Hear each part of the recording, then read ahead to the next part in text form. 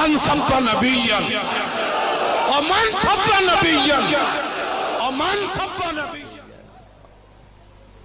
थले थले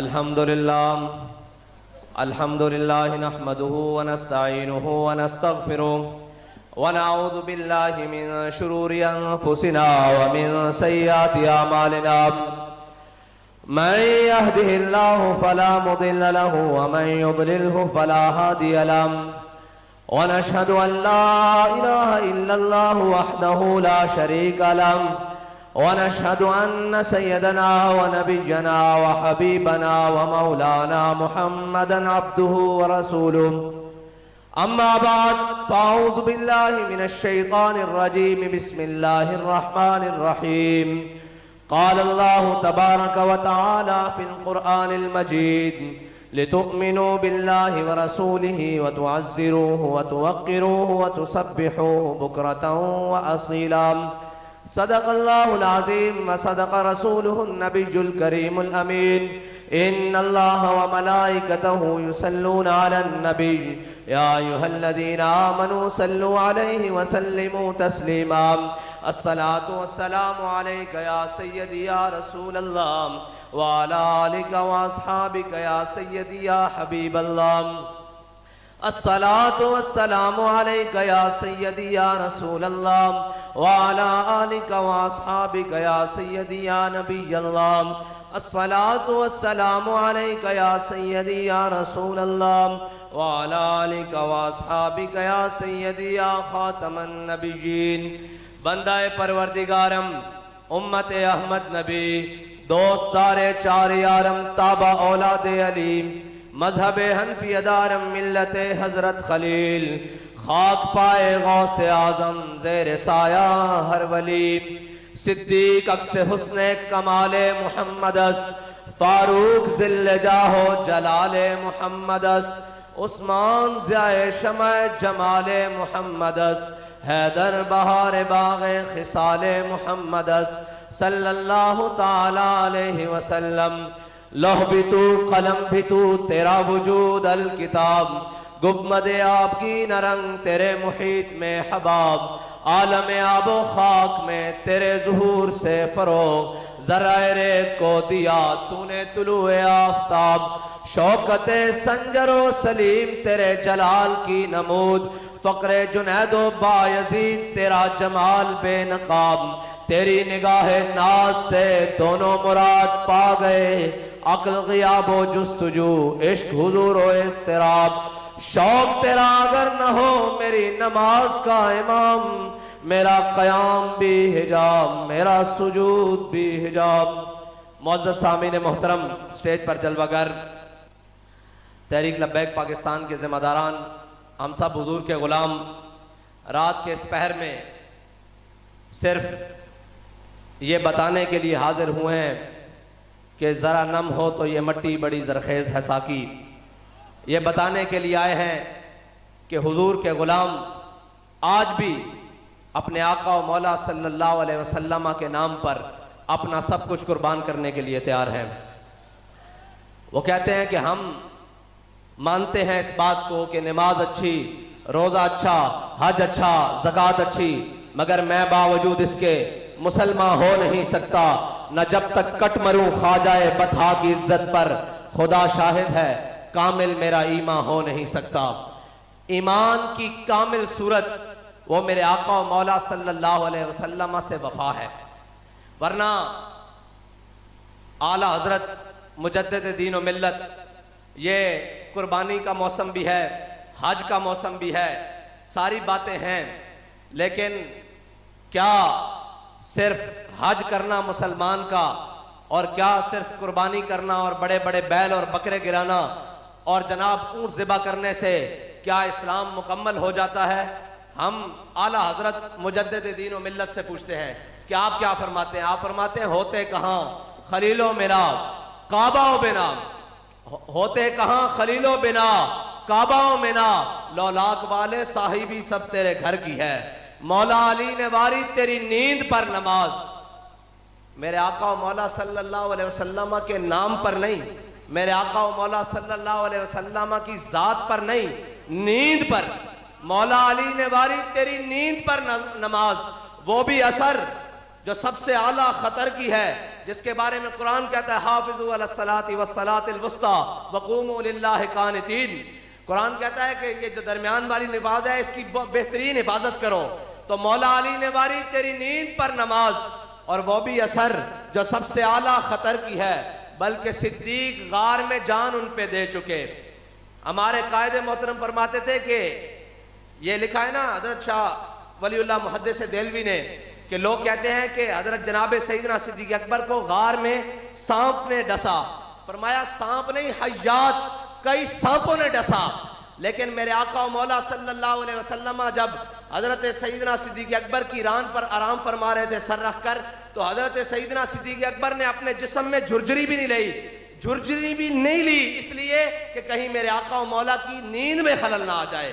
बल्कि सिद्दीक गार में जान उन पे दे चुके। जान तो हिफ्ज़ जान फुरूज़े गुरर की है। आगे मुजद्दिद फरमा रहे हैं, और ये वो मुजद्दिद नहीं जो थोड़ी सख्ती आने के बाद कनाडा भाग जाएं, रजा मदीने से लौटे मुजद्दिद की सनद लेकर। ये वो मुजद्दिद हैं जिनको मदीने से सनद मिली है मुजद्दिद होने की।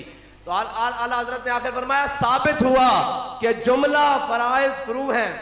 अगर इसकी कोई तशरीह करना चाहता, वो कहता आला हजरत बात कर रहे थे और फराइज की। आला हजरत ने काबा की भी बात की, कुर्बानी की भी बात की, नमाज की भी बात की, अफजलुल फराइज जान बचाने की भी बात की। सारे फर्ज बताकर कहा साबित हुआ कि जुमला फराइज फुरू है, असलुल उसूल बंदगी उस ताजवर की है। फरमाया सारी बातें मानी जा सकती हैं, लेकिन सबसे बड़ा इंसान का और मोमिन का फर्ज अपने आका और मौला की इज्जत पर पहरा देना है। और नमाज अपने वक्त में फर्ज है, हज अपने वक्त में फर्ज है, कुर्बानी अपने वक्त में फर्ज है, नामूसे रिसालत पर पहरा हर आन हर सांस फर्ज है। और ये नहीं कि फिर पहरा दे तो कुछ मिले ना, मिलता है क्या एक बार मदीने में जाके देख। मेरे आका और मौला ग़ज़वा हुनैन की तरफ चले तो मेरे आका और मौला सल्लल्लाहु अलैहि वसल्लम ने पहाड़ों के दरमियान अपने लश्कर को पड़ाव डाला। मेरे आका और मौला सल्लल्लाहु अलैहि वसल्लम ने फरमाया आज कौन हमारा पहरा देगा? तो हजरत अनस बिन मरसद अल गनमी खड़े हुए, कहा या रसूलल्लाह मैं पहरा दूंगा। दो चीजें हैं, एक है नमाज में सहाबा हुजूर को देखें, और एक है सहाबा अपने उम्मती को देखें। और सहाबा हुजूर सैयद आलम सल्लल्लाहु अलैहि वसल्लम के चेहरे को सहाबा देखें, और एक नमाज में हुजूर अपने सहाबी को देखें। दो चीजें हैं। हजरत सैयदना सिद्दीक अकबर रजी अल्लाह तआला अन्हु की इब्तिदा में मेरे आका और मौला सल्लल्लाहु अलैहि वसल्लम एक कबीले का सुलह कराने के लिए तशरीफ ले गए। जब तशरीफ ले गए तो नमाज का वक्त हो गया। हजरत बिलाल ने अजान दी, सब ने मुतफ़क्का तौर पर हजरत जनाब सैयदना सिद्दीक अकबर को अपना इमाम बनाया, सब ने इमाम बनाया। जनाब सैयदना सिद्दीक अकबर नमाज मुसल्ला पर खड़े हो गए, इमामत पर खड़े हो गए। जब नमाज शुरू की तो मेरे आका और मौला सल्लल्लाहु अलैहि वसल्लम नमाज के दरमियान तशरीफ ले आए। अब बात यह है कि इमाम आगे होता है, मुक्तदी पीछे होते हैं। आपको भी पता है जब पीछे से कोई आए, इमाम साहब आगे खड़े हैं और हुजूर पीछे से तशरीफ लाए हैं, सहाबा को कैसे पता लगा कि हुजूर तशरीफ ले आए हैं? आला हजरत फरमाते हैं कूचा कूचा में महकती है यहाँ बुए कमीज और यूसुफिस्तान है हर गोशा किनाने अरब। जब ताजा ताजा खुशबू आई ना तो सहाबा को पता लग गया हुजूर तशरीफ ले आए हैं। सहाबा सफों में फासला देते हुए मेरे आका मौला सल्लल्लाहु अलैहि वसल्लम हजरत जनाब सैयदना सिद्दीक अकबर के पीछे आके खड़े हो गए। जनाब सैयदना सिद्दीक अकबर नमाज पढ़ा रहे हैं, सहाबा ने तस्वीर की ऐसे है या ऐसे है, ऐसे है या ऐसे, ये दोनों तरह। सहाबा ने हाथों के ऊपर हाथ मारा और सिद्दीक अकबर रज़ी अल्लाह तआला अन्हु को मुतवज्जे किया कि जनाब तवज्जो करें, हुजूर पीछे तशरीफ ले आए हैं। जब मेरे हजरत जनाब सैयदना सिद्दीक अकबर ने देखा कि हुजूर पीछे तशरीफ ले आए हैं तो आप अपने मुसल्ले से पीछे हटने लगे। और जब मुसल्ले से पीछे हटे तो हजरत जनाब सैयदना सिद्दीक अकबर को मेरे आका मौला ने फरमाया सिद्दीक मुसल्ले के ऊपर खड़े रहो। तो नमाज के दौरान ही हजरत सईदना सिद्दीक अकबर ने हाथ उठा लिए, कहा या अल्लाह तेरा शुक्र है कि तेरे हबीब ने मुझे ये तो कहा कि मेरे मुसल्ले के ऊपर खड़े रहो। ये है सहाबा नमाज में हुजूर को देखें। हजरत जनाब सईदना सिद्दीक अकबर ने अपने आंखों के कोने से मेरे आका और मौला को देखा। अब आगे देखिए, जो हुजूर की इज्जत और नामूस पर पहरा देने के लिए जाए, मेरे आका और मौला उसे इनाम क्या देते हैं। हजरत अनस बिन मरसद अल गनमी खड़े हुए, कहा या रसूलल्लाह आज रात मैं पहरा दूंगा। आप चले गए, रात गुजरी, मेरे आका और मौला सल्लल्लाहु अलैहि वसल्लम ने फजर की नमाज की इमामत के लिए हाथ बांधे। जब नमाज में खड़े हुए तो सहाबा, अब देखें सहाबा किधर देख रहे हैं नमाज में, उलमा बैठे हैं, नमाज में सजदे की जगह देखना है, लेकिन सहाबा कह रहे हैं हमने देखा हुजूर को, हुजूर नमाज के दौरान झाड़ियों को देख रहे हैं। और मेरे आका और मौला सल्लल्लाहु अलैहि वसल्लम नमाज के दौरान झाड़ियों के अंदर देख रहे हैं। नमाज खत्म हुई, इतनी देर में हजरत अनस बिन मरसद अल गनमी अपने घोड़े पर सवार तशरीफ ले आए। मेरे आका और मौला सल्लल्लाहु अलैहि वसल्लम ने पूछा, ए अनस रात सोए रहे या पहरादारी की? उन्होंने कहा या रसूलल्लाह मैं कज़ाए हाजत के लिए घोड़े से उतरा, वरना सारी रात घोड़े पर पहरा दिया। मेरे आका और मौला सल्लल्लाहु अलैहि वसल्लम ने फरमाया, अनस बिन मरसद अल गनमी ने आज रात हमारा पहरा देकर अपने ऊपर जन्नत वाजिब कर ली है। यह है हुजूर की इज्जत पर पहरे देने की बात। और ये जो बात है ना कि हुजूर के साथ वफा, इसका ही मुल है। वरना कयामत तक के लिए जिस निजाम की बातें आज लोग करते रहे, सब ने आकर कहा कि हम गरीबों को ये देंगे, गरीबों को वो देंगे, गरीबों को ऐसा कर देंगे, सारे बातें करने के लिए आए, ऊपर से लेके नीचे तक 70 साल हो गए। इससे भी पहले, उससे भी पहले, उससे भी पहले पूरी दुनिया आई, सब ने गरीबों की बात की। कोई कम्युनिस्ट आए, कोई सोशलिस्ट आए, और जनाब कोई किसी नाम पर आए, कोई इक़्तिसादियात की नाम पर आए, कोई जबूरियत की नाम पर आए, कोई सदारती निज़ाम के नाम पर आए। सब ने गरीबों की बात की, लेकिन गरीबों को कोई हक नहीं दे सकता। हम अल्लामा इकबाल से पूछते हैं, अल्लामा इकबाल कौन सा वो निजाम है जो गरीबों को हक दे सकता है? कहता है, अल्लामा इकबाल ने कहा, कहता है कि यक नखचेर सद नखचेर गिर। इकबाल कहता है कि तामीने हक बहकदारा सपुर्द। कहता है दुनिया में मेरे आका और मौला सल्लल्लाहु अलैहि वसल्लम की आमद से पहले काहिनो, पापा और सुल्तानो अमीर, इकबाल कहता है सारे अपने अपने लिबादे ओढ़कर, अपनी अपनी जनाब कबाएं ओढ़कर, अपने अपने माबदों में बैठकर, अपने अपने महल्लात में बैठकर, काहिनो, पापा और सुल्तानो अमीर, यक नखचेर सद नखचेर गिर। इकबाल कहता है एक इंसान था शिकार और हजारों इसके शिकारी थे। कोई इसको गुर्बत के नाम पर, कोई इसको शहनशाही के नाम पर, कोई इसको सरदारी के निजाम पर, कोई इसको वडेरे निजाम पर, किसी ना किसी निजाम पर इंसान का शिकार हो रहा था। फिर हुआ क्या? तामीन हक बहकदारा सपुर्द। कहता है इतने में मेरे आका मौला सल्लल्लाहु अलैहि वसल्लम दुनिया में तशरीफ ले आए। और हुआ क्या? बंदगाना मसनदे खाका सपुर्द। कहता है मेरे आका मौला सल्लल्लाहु अलैहि वसल्लम ने आकर क्या किया कि गुलामों को काबे की छत के ऊपर चढ़ा दिया। और कैसे चढ़ाया? ये लोग बात करते हैं इस्लाम क्या देता है। इस्लाम सबसे पहले गरीबों को उसके हक देता है। इस्लाम सबसे पहले गैरत देता है। और ये जो कहते हैं कि जी इस्लाम रोटी कैसे पूरी करेगा, इस्लाम वैसे ये बातें कैसी पूरे करेगा। हाँ, इस्लाम इम्तिहान जरूर लेता है। इस्लाम पिलपिले कबूल नहीं करता। अगर इस्लाम पिलपिले कबूल करता तो वो जो पिलपिले आए थे, वो जो जनाब अब्दुल्ला बिन उबई की सूरत में पिलपिले आए थे, वो मकाम शौत 1.5 मील है मदीना पाक से, मकाम शौत से वापस आ गए थे। इस्लाम बंदे खड़का के, और बाबा जी की जबान में इस्लाम जड़े रखदा। इस्लाम वो पिलपले और कमजोर लोगों नहीं रखता, जड़े दीन वास्ते जान भी देन, माल भी देन, और हर सफ में अगे खड़े होकर आखन के सितम करे धरा, हुनर आजमाए तू तीर आजमा, हम जिगर आजमाए। इस्लाम लब्बैक लब्बैक या रसूल अल्लाह, लब्बैक लब्बैक लब्बैक या रसूल अल्लाह, लब्बैक लब्बैक लब्बैक या रसूल अल्लाह, लब्बैक लब्बैक लब्बैक या रसूल अल्लाह, लब्बैक लब्बैक लब्बैक या रसूल अल्लाह, लब्बैक लब्बैक। ये लोग समझते हैं कि हम आराम वाला दीन, सुकून वाला और बड़े मजे वाला और फ्लेक्सिबल किस्म का दीन, जिधर हम मुड़े दीन भी हमारे पीछे मुड़े। दीन वो नहीं है जो हमारे पीछे चले, दीन वो है जिसके पीछे अबू बकर, उमर, उस्मान और अली चले हैं। और बदलेगा जमाना लाख मगर कुरान नहीं बदला जाएगा। है कौले मोहम्मद कौले खुदा, फरमान नहीं बदला जाएगा। दीन के उसूल कयामत तक नहीं बदल सकते। वो दीन के उसूल सियासत के लिए हो, वो दीन के उसूल इबादत के लिए हो, वो दीन के उसूल माशरत के लिए हो, वो दीन के उसूल तहजीब के लिए हो, वो दीन के उसूल तमद्दुन के लिए हो, वो दीन के उसूल माशियात के लिए हो। दीन के उसूल नहीं बदल सकते।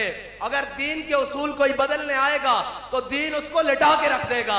अगर तुमने दीन का उसूल इतने साल बदल के रखा तो दीन ने तुम्हारे साथ क्या किया? इस्लाम ने तुम्हें IMF का भिखारी बना दिया। आज फिर तुम सूद के खिलाफ तुम सुप्रीम कोर्ट में इस्लामी शरी अदालत, वफाकी शरी अदालत का फैसला चैलेंज करने के लिए जा रहे हो। तो ये याद रखना, अगर तुम अल्लाह और उसके रसूल के हुक्म के खिलाफ गए तो फिर याद रखना इस मुल्क को दिवालिया होने से कोई नहीं बचा सकता। आज भी तुम्हारे पास वक्त है, आज भी इस रियासत के सरबराहान के पास वक्त है कि वो सारी चीजों से दामन छुड़ाकर हुजूर के दीन के ऊपर इस मुल्क को, जिस मुल्क को हासिल किया गया था पाकिस्तान का मतलब क्या, ला इलाहा इल्लल्लाह के नारे के ऊपर, आज भी उनके पास वक्त है कि वो इस मुल्क को मोड़कर हुजूर के दामन की तरफ, हुजूर के निजाम की तरफ मोड़ दे। वरना IMF और जनाब आलमी बैंक और जनाब रशिया और सऊदीया और जो भी ममालिक हैं, तुम्हें मजीद इस कौम को और गिरवी रखना पड़ेगा और इस कौम की हर चीज बिक जाएगी अगर तुमने अल्लाह और उसके रसूल के निजाम के खिलाफ कोई अदालतें, और अदालतें नहीं है ये, अगर अदालतें होती तो सूद के खिलाफ फैसले को 20 साल लगते। और जिसको वफाकी शरी अदालत कह रहे हो तुम, तो शरीयत इसको कहते हैं। शरीयत का तो मैंने कहा बदलेगा जमाना लाख मगर कुरान नहीं बदला जाएगा। सुप्रीम कोर्ट कौन होती है शरीयत के फैसले को बदलने वाली? मैं कायनात का कोई भी हो, शरीयत के मुकाबले में तो अबू बकर उमर के सर झुके हुए हैं, उस्मान अली के सर झुके हुए हैं, पाकाने उम्मत के सर झुके हुए हैं। तो सुप्रीम कोर्ट कौन होती है जो सूद को हलाल कहे और इस मुल्क के लिए जायज कहे? इंशाअल्लाह अब वो वक्त दूर नहीं जब हुजूर के गुलाम इस पूरे पलीद निजाम से निकालकर हुजूर के दीन को गालिब करेंगे। एक मिनट जी, आप थक गए हैं तो मैं वाखिर दावाना अल्हम्दुलिल्लाह कर देता हूँ।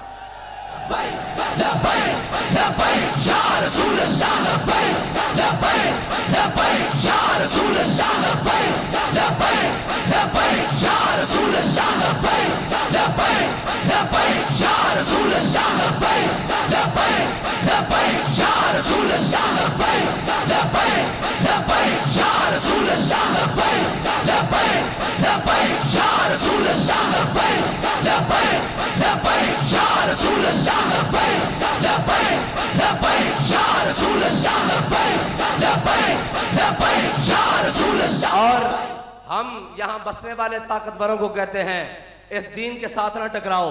इस दीन के साथ टकराने के लिए अबू जहल भी आया था, इस दीन के साथ टकराने के लिए उतबा और शैबा भी आए, इस दीन के साथ टकराने के लिए वो मुशर्रफ भी आया, इस दीन के साथ टकराने के लिए वो नवाज भी आया जो आज इस मुल्क में नहीं भाग कर बाहर बैठा हुआ है। इस दीन के साथ बड़े बड़े जनाब मजाक करने वाले और ज़ियाउल हक जैसे बड़े बड़े जनाब दीन के साथ आए, वो बाकी ना रहे। अल्लाह का दीन आज भी बाकी है और अल्लाह का दीन कयामत तक बाकी रहेगा, क्योंकि जनाब इन्ना दीन इंदल्लाहिल इस्लाम, अल्लाह के यहाँ दीन है ही इस्लाम। इसलिए इसकी बुनियादों के साथ ना छेड़ो।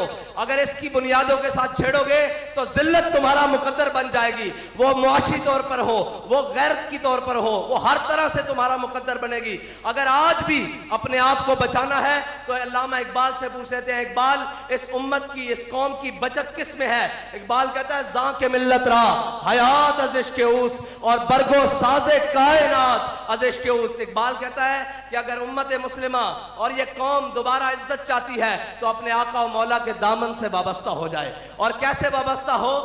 गैरों से दामन छुड़ा कर हो, अमेरिका और नेटो से दामन छुड़ा कर हो।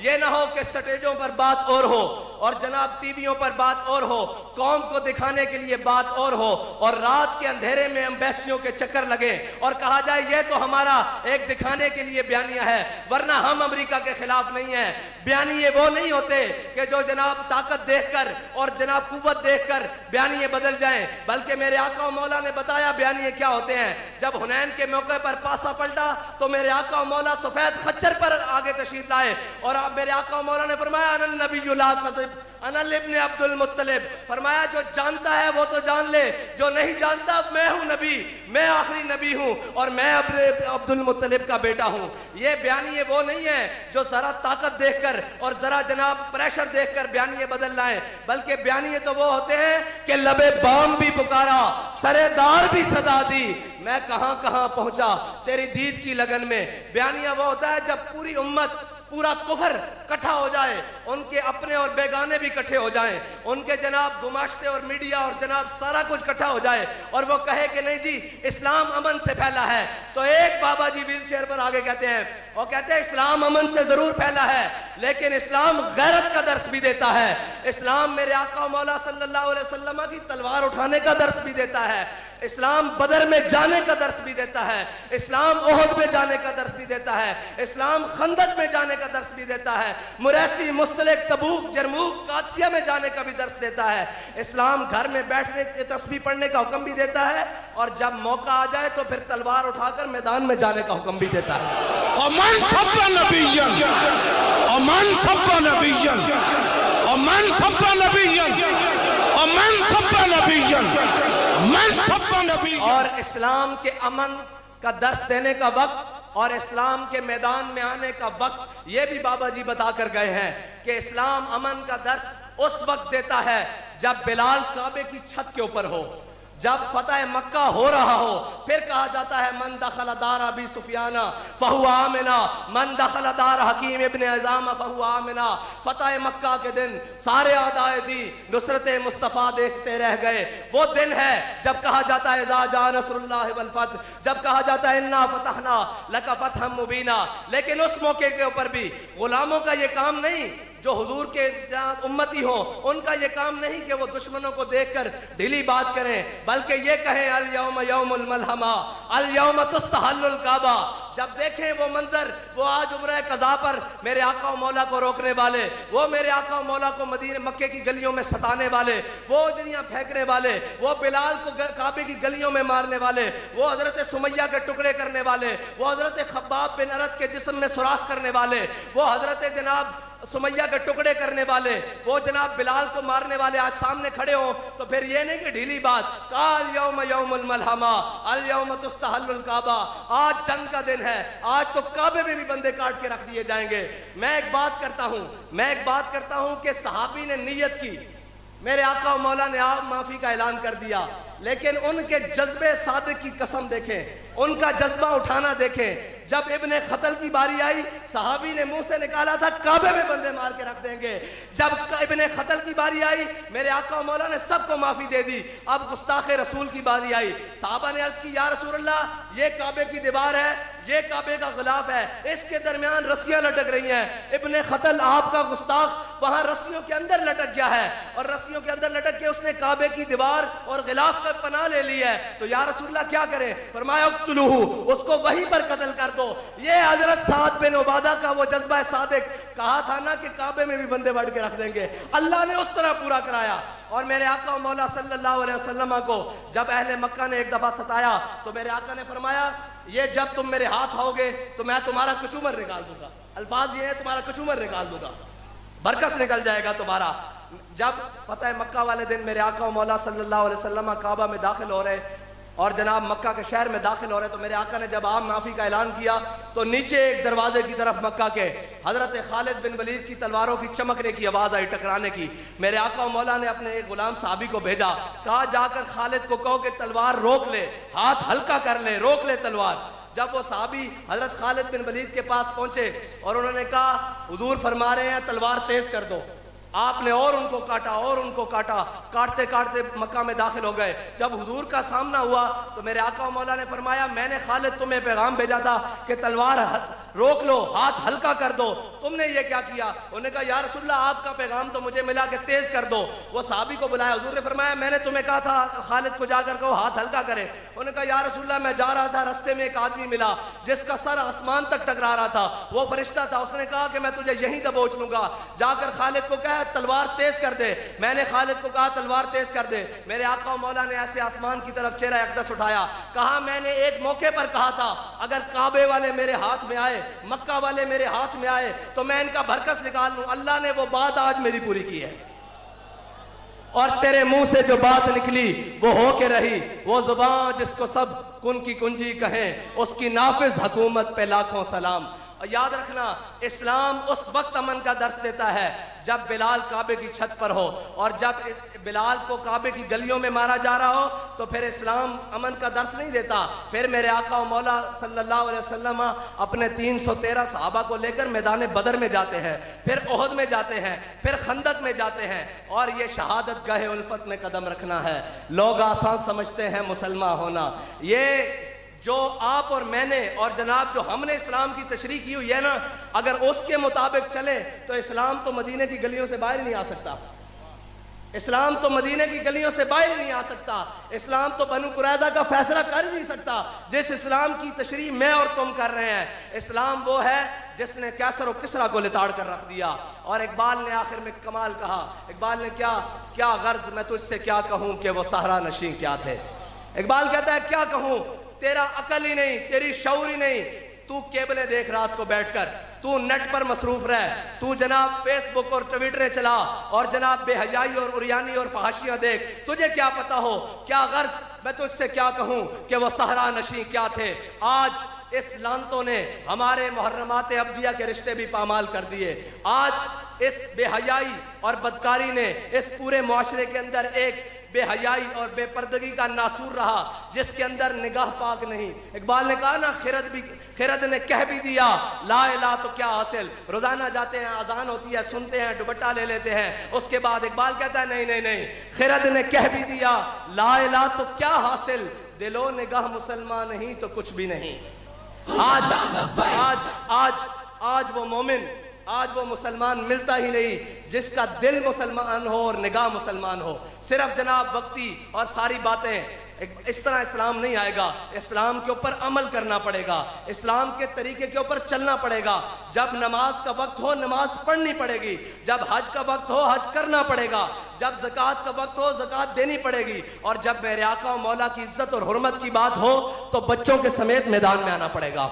वरना यार मुझे ये बताओ कि हमारे और आपके बच्चे क्या इमाम हुसैन के बच्चों से ज्यादा अफजल हैं? जब हुसैन दीन पर मुश्किल वक्त आए तो अपने 72 लेके करबला में पहुंचे, और मैं साहबजादा या सज्जादा कोई हो और जनाब खानजादा हो और जनाब पीरजादा हो और मिनिस्टर हो, जनाब चीफ हो, वो कहे जनाब हम भी आशिक़ रसूल हैं। ये इश्क़ रसूल ज़बानी कलामी कबूल नहीं है। ये इश्क़ रसूल इस तरह कबूल है कि जब दीन के ऊपर मुश्किल वक्त आए तो 72 लेके करबला में पहुंच जाना, और फिर क़यामत तक के लिए बता देना कि कोई ये ना कहे कि हमारे पास असबाब नहीं थे, हम दीन के लिए कुछ नहीं कर सके, हमारे ऊपर पाबंदियां बहुत थी तो हम दीन के लिए कुछ नहीं कर सके। आप बताओ, इमाम हुसैन से ज्यादा किसी के ऊपर पाबंदियां लगी हैं? पानी भी बंद कर दिया, खुराक भी बंद कर दी, हजारों का लश्कर सर चढ़ाया, लेकिन सरदाद नदाद दस दर दस से यजीद, हक्का के बिना ला इलाहा अस्त हुसैन। और जब इस्लाम अपने इन उसूलों के ऊपर हम उसके ऊपर अमल करेंगे तो इस्लाम हमें इज्जत वाला बना देगा। और अगर हम इस्लाम को छोड़कर किसी और दरवाजे पर जाएंगे, और वो कहते हैं ना, क्या कहता है, जब मैं कहता हूं कि या अल्लाह मेरा हाल देख, जब हम कहते हैं या अल्लाह हम तेरा कलमा पढ़ने वाले, हम जनाब कुर्बानियां करने वाले, रोजे रखने वाले, ज़कातें देने वाले, तो अल्लाह ताला से हम जब दुआ करते हैं या अल्लाह, जब मैं कहता हूं कि या अल्लाह मेरा हाल देख, तो आवाज आती है बंदे अपना नामा अमाल देख। हजरत अबू हुरैरा को मेरे आका मौला सल्लल्लाहु अलैहि वसल्लम ने फरमाया था, कहा था अच्छे वक्तों में रब को याद रखना, मुश्किल वक्तों में सामने पाओगे। हमारा क्या है, जब आसान वक्त होता है हम रब को भूल गए, रसूल को भूल गए, दीन को भूल गए, इस्लाम को भूल गए, हर चीज को भूल गए। जरा मुश्किल वक्त पड़ी तो जनाब सज्दों में गिर गए, और जनाब फिर तौबा अल्लाह की, और जरा मुश्किलात आ गई तो सज्दों में गिर गए। इसका यह मतलब है कि हम अल्लाह ताला के साथ धोखा करते हैं तो फिर अल्लाह ताला की कुदरत भी मुस्कुराती होगी कि कैसा मेरा बंदा है, जब मुश्किलात पड़ती हैं तो मेरे सामने झुक जाता है, और जरा मैं दौलत दे दूं, जरा मैं शोहरत दे दूं, जरा मैं मामलात दे दूं तो अकड़ के चलता है, मुझे भूल जाता है। ये हम सबब इसका कुछ और है जिसको तू खुद समझता है। जवाल बंदा मोमिन का बेजरी से नहीं। आज पूरी उम्मत पूरी उम्मत के अंदर जितनी मुश्किलात हैं वो काफिर होकर आसानी वाली ज़िंदगी गुजारें, हम मोमिन होकर मुश्किलात में क्यों हो? इसकी वजह यह है कि मेरे हाथ में था जब तक मेरे मुस्तफ़ा का दामन, जब तक हमने अपने आका व मौला सल्लल्लाहु अलैहि वसल्लम की सुन्नत को, अपने आका व मौला सल्लल्लाहु अलैहि वसल्लम के दामन करम को अपने हाथों में मजबूती से पकड़ा हुआ था। हम दाएं बाएं नहीं देखते थे, हम जनाब आगे पीछे नहीं देखते थे कौन नाराज हो रहा है कौन राजी हो रहा है। जब तक मेरे हाथ में था, जब तक मेरे मुस्तफ़ा का दामन मेरे पाँव चूमती थी, यही गर्दश ज़माना, यही गर्दश ज़माना थी, यही मट्टी थी, यही ज़मीन और आसमान थे, यही सूरज और चांद थे, यही तारे थे, यही शाम और सहर थे जिस पर हमारे बड़ों ने हजारों साल हुकूमत की। आज हमने जिनको बड़ा बनाया हुआ है वो कभी कशकोल लेकर अमेरिका के पास, कभी कशकोल लेकर बरतानिया के पास, कभी कशकोल लेकर रूस और चाइना के पास, कभी कशकोल लेकर IMF और आलमी बैंक के पास। आज पूरी कौम की इज्जत गिरवी रखवा दी, आज पूरी कौम को बिकवा के रख दिया, बेकारी बना के रख दिया। क्या हम बेकारी थे? इकबाल कहता है मैं गर्ज तुझसे क्या कहूं कि वो सहरा नशी क्या थे, जहां गिरो जहां दारो जहां बानो जहां आरा। आगे उसने बात ही खत्म कर दी। कहता है अगर चाहूं तो नक्शा खींच के अल्फाज में रख दूं, कहता है अगर मैं चाहूं तो मैं तुझे अल्फाज में बता दूं कि वो कौन थे जिनके पास अमारतें भी थी, जिनके पास हुकूमतें भी थी, लेकिन क्या था? हजरत सईद बिन आमिर अल-जुमाही बड़े बरकत वाले हैं। आपकी बात इस्लाम के निज़ाम के लिए क़यामत तक के लिए मीनार नूर है। हजरत सईद बिन आमिर जुमाही, आज हमारा एक कोई वजीर, एक कोई MNA, कोई MPA वो बर्तन में नहीं आता, वो अपनी औकात भूल जाता है। जरा इज्जत मिल जाए वो जनाब अयाशियां बदमाशियां और जनाब सारा कुछ। हजरत सईद बिन आमिर अल-जुमाही आप हिम्स के गवर्नर हैं और आपकी शिकायत आ गई हजरत फारूक आजम के पास। तीन चार शिकायतें आ गई हजरत फारूक आजम के पास। जब आपकी शिकायतें आई तो आपने खत लिखा कि आप जाती हैसियत में मेरे पास पेश हो।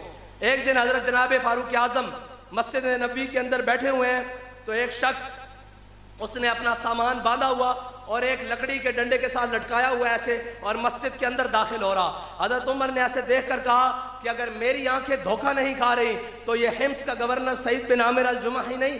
तो लोगों ने कहा जी ये हिम्स का गवर्नर सईद बिन आमिर अल-जुमाही है। आपने बुलाया, उन्होंने नमाज पढ़ी, बुलाया, आपने फरमाया सवारी कहाँ है? उन्होंने कहा हुजूर वो तो कौम का अमानत थी, वो तो बैतुल माल में जमा करा के आया हूँ।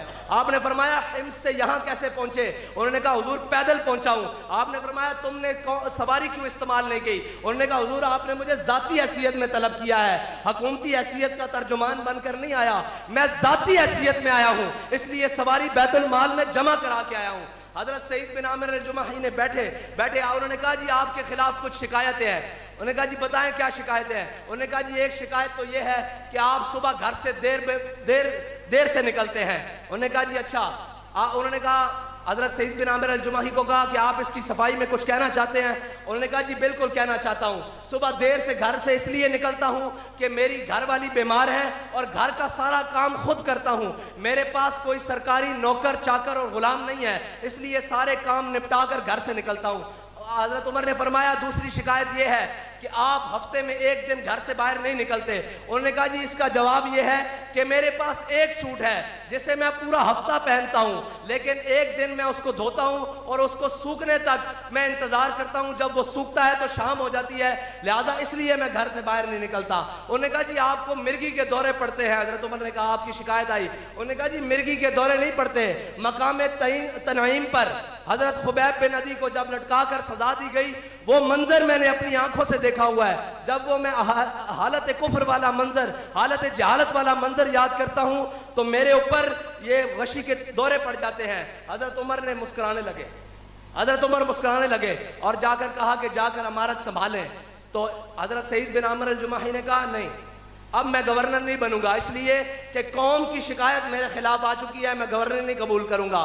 तो हजरत उमर रोने लगे। आपने फरमाया अगर पिसने के लिए अकेला उमर ही रह गया है, जाओ जाकर गवर्नरी संभालो। हजरत सईद बिन आमिर अल-जुमाही हजरत सईदना फारूक आजम के दौर में विसाल कर गए। आप विसाल कर गए। एक दिन हजरत फारूक आजम तमाम साहबा के साथ, मुशीरान के साथ मस्जिद नबी में जमा थे। तो हजरत फारूक आजम ने सबसे कहा कि चलो भाई सब अपनी अपनी तमन्नाओं का इजहार करो, अब अल्लाह से दुआ करो, क्या करो तो क्या करो, आपकी तमन्ना क्या है?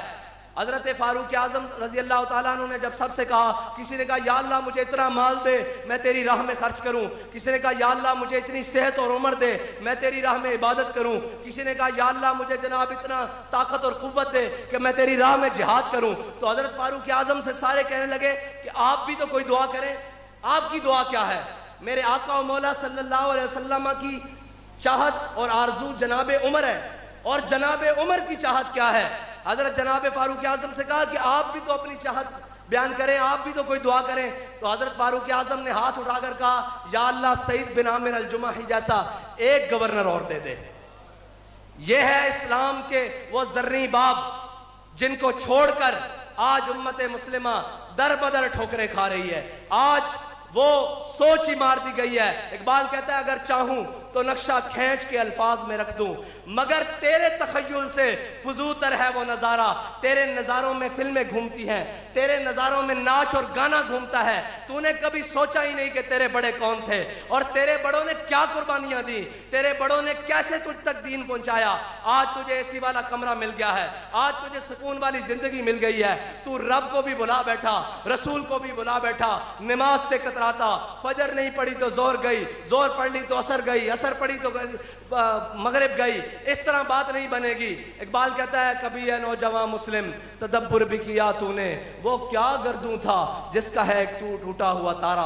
वो क्या वक्त था जब खालिद बिन वलीद के हाथों में 8 तलवारें टूट रही थी बोता के मकाम पर, और आज वो क्या वक्त आ गया कि इस कौम, जिस कौम के अंदर इकबाल कहता है ना उम्मीद ना हो इनसे ए रहबर फरजाना, कमकोश तो हैं लेकिन बेजौक नहीं रही। लेकिन आज इसके सरबराहान ने और इस कौम के बड़ों ने इनको बेजौक करके रख दिया। इनको बताया ही नहीं कि तुम्हारी मंजिल क्या है, जाना किधर है। कमाने वाला भी परेशान, नुकसान उठाने वाला भी परेशान, दुकान पे जाने वाला भी परेशान, फैक्ट्री में जाने वाला भी परेशान, कारखाना खोलने वाला भी परेशान, घर में बैठा भी परेशान, बाहर जाने वाला भी परेशान। इतनी बेयकीनी की सूरत हाल कभी पहले तो न थी, अब क्यों है? इसकी वजह आप और मैं खुद समझते हैं कि हमने अल्लाह और उसके रसूल के दर से मुंह मोड़ा है। अब अल्लाह और उसके रसूल के रहमत के दरवाजे कभी अपने नाफरमानों के लिए नहीं आते। उसके अल्लाह की रहमत उस वक्त आती है कि फिजाए बदर पैदा कर तेरी नुसरत को फरिश्ते गर्दों से आज भी उतर सकते हैं कतार अंदर कतार। अगर हम और आप चाहते हैं कि हमारे ऊपर अल्लाह की रहमत आए, यार सहाबा 313 हो, गुटलियां चूस कर पूरी दुनिया के ऊपर फतह पा लें। आज हम एटम बम रखते हुए भी हमारी टांगें कांप रही हों, आज हम सारी ताकतें रखते हुए भी और सारे खुराकें और खाना खाकर भी हम ये कहें जी नहीं जी दीन पर कौन चल सकता है, दीन तो बड़ी मुश्किल चीज है जी, दीन पर कैसे चला जा सकता है। तो जब सहाबा दीन पर चल सकते हैं हम क्यों नहीं चल सकते? इसलिए हमें सबको अपना आप बदलना होगा और इंशाअल्लाह जिस तरह अल्लामा इकबाल ने कहा कि हम भटके हुए आहू को फिर सूए हरम ले चल, इस शहर के खूगर को फिर वसत सहरा दे, तड़पने फड़कने की तौफीक दे, दिले मुर्तजा सोज़े सिद्दीक दे। अल्लाह ताला मुझे और आपको अमल की तौफीक अता फरमाए और हुजूर से अन्य वाश करने की तौफीक अता फरमाए। वाखिर दावाना अल्हम्दुलिल्लाह।